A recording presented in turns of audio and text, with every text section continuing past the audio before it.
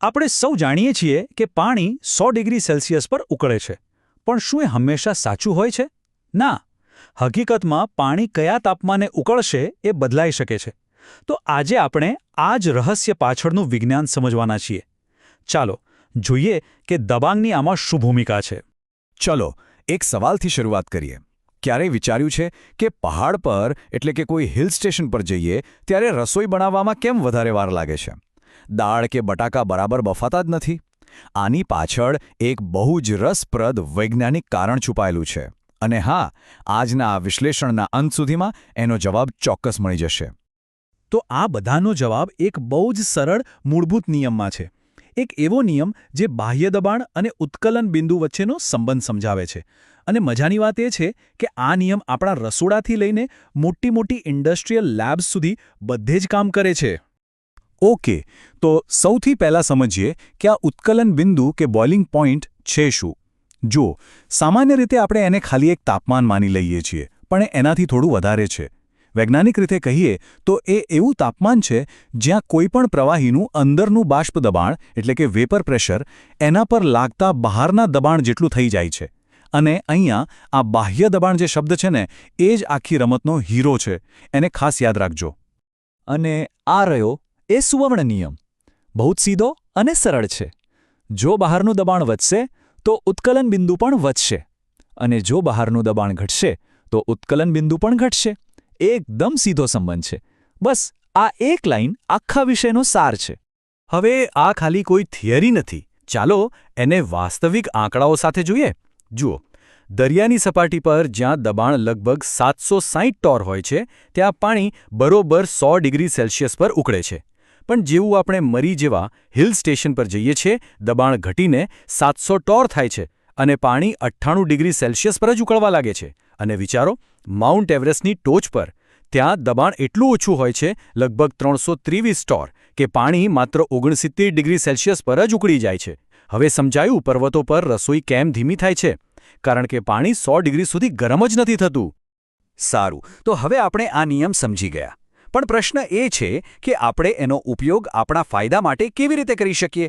તો ચાલો આના માટે સીધા આપણા રસોડામાં જ જઈએ અને એક બહુ જાણીતી વસ્તુ જોઈએ: પ્રેશર કુકર. પ્રેશર કુકર કામ કેવી રીતે કરે છે?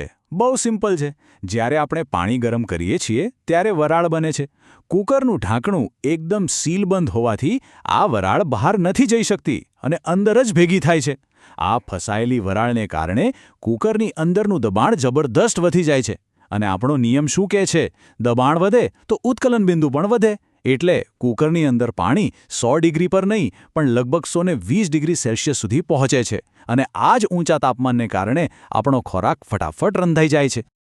ઓકે, તો એ તો વાત થઈ દબાણ વધારવાની. હવે ચાલો આનાથી બિલકુલ ઉલટું વિચારીએ. શું થાય જો આપણે જાણી જોઈને દબાણ ઘટાડીએ તો? આ વિચાર આપણને વેક્યુમ ડિસ્ટિલેશન નામની એક ખૂબ જ અગત્યની ઔદ્યોગિક પ્રક્રિયા તરફ લઈ જાય છે. હવે જુઓ, અમુક પદાર્થો એવા હોય છે જેમને શુદ્ધ કરવા બહુ મુશ્કેલ હોય છે. ઉદાહરણ તરીકે ગ્લિસરોલ. એનું ઉત્કલન બિંદુ છે 290 ડિગ્રી સેલ્સિયસ. પણ સમસ્યા એ છે કે 290 ડિગ્રી સુધી પહોંચતા પહેલાં જ એ બળવા લાગે છે. એટલે કે એનું વિઘટન થઈ જાય છે.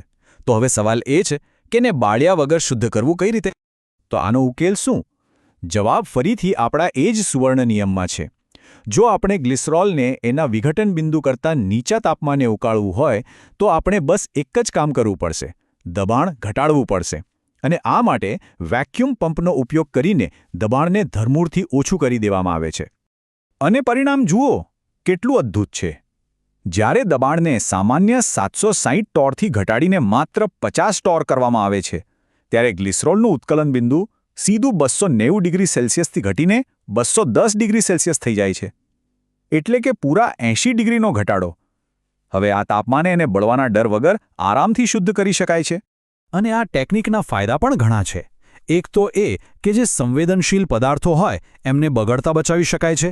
બીજું, નીચા તાપમાને ઉકાળવા માટે ઓછું બળતણ કે ઊર્જા જોઈએ. અને ત્રીજું, આખી પ્રક્રિયા પણ ઓછા સમયમાં પૂરી થઈ જાય છે. તો જોયું ને, એક જ સરળ વૈજ્ઞાનિક સિદ્ધાંત, પણ એની એપ્લિકેશન કેટલી અલગ અલગ જગ્યાએ થાય છે. રસોડાથી લઈને મોટી મોટી ઇન્ડસ્ટ્રીયલ લેબ સુધી. એક જગ્યાએ આપણે દબાણ વધારીને રસોઈને ઝડપી બનાવીએ છીએ તો બીજી જગ્યાએ દબાણ ઘટાડીને પદાર્થોનું શુદ્ધિકરણ સુરક્ષિત રીતે કરીએ છીએ. તો આ આખા વિશ્લેષણનો સૌથી મહત્વનો મુદ્દો શું છે? બસ આ એક વાક્ય યાદ રાખી લો. ઉત્કલન બિંદુ બાહ્ય દબાણના સીધા પ્રમાણમાં હોય છે. એ કોઈ ફિક્સ આંકડો નથી, એ સંપૂર્ણપણે એના પર લાગતા બહારના દબાણ પર આધાર રાખે છે. ચાલો આ બંને ઉદાહરણોને એક સાથે સરખાવીને જોઈએ. જાણે એક જ સિક્કાની બે બાજુઓ. પ્રેશર કુકરમાં શું થાય છે? દબાણ વધે છે અને એની સાથે ઉત્કલન બિંદુ પણ વધે છે. હેતુ શું છે? ઝડપી રાંધવાનો. બીજી બાજુ વેક્યુમ ડિસ્ટિલેશનમાં દબાણ ઘટે છે અને એની સાથે ઉત્કલન બિંદુ પણ ઘટે છે અને હેતુ છે સુરક્ષિત રીતે શુદ્ધિકરણ કરવાનો. બે તદ્દન અલગ પરિણામો, પણ પાછળનો નિયમ એક જ. આ બધું જાણ્યા પછી એક વિચાર આવે છે નહીં કે જો દબાણ જેવી એક વસ્તુ કોઈ પદાર્થના ઉકળવાના તાપમાનને આટલું બધું બદલી શકતી હોય તો વિજ્ઞાનના એવા બીજા કયા નિયમો હશે જે આપણને લાગે છે એના કરતાં વધારે લવચીક હોય? ક્યારેક આના પર વિચારવા જેવું ખરું. તો આશા છે કે આ વિશ્લેષણથી દબાણ અને ઉત્કલન બિંદુ વચ્ચેનો સંબંધ એકદમ સ્પષ્ટ થઈ ગયો હશે. જો આ માહિતી ઉપયોગી લાગી હોય અને કંઈક નવું શીખવા મળ્યું હોય તો આને લાઇક જરૂર કરજો, મિત્રો સાથે શેર કરજો અને આવા જ રસપ્રદ વૈજ્ઞાનિક વિષયોને સરળ ભાષામાં સમજવા માટે અમારી ચેનલને સબસ્ક્રાઇબ કરવાનું ભૂલતા નહીં. ફરી મળીશું.